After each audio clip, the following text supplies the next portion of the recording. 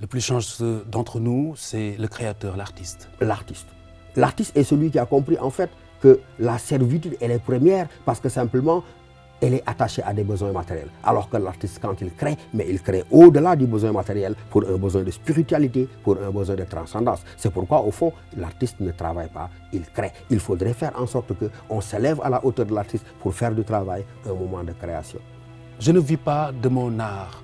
On l'entend souvent de la bouche des artistes. Oui. C'est que c'est le moment où ils cessent d'être créateurs. Et je le crois sincèrement.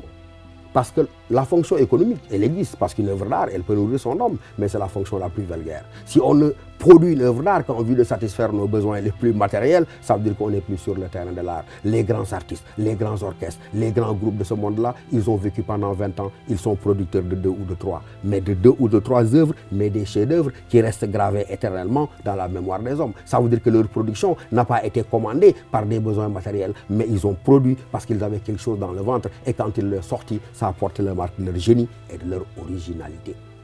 Lorsque l'art s'adosse simplement à des faits utilitaires et matériels, il se suicide en tant qu'art. Parce qu'on produit de l'art pour produire du beau. Or, autant que je sache, le beau ne se mange pas.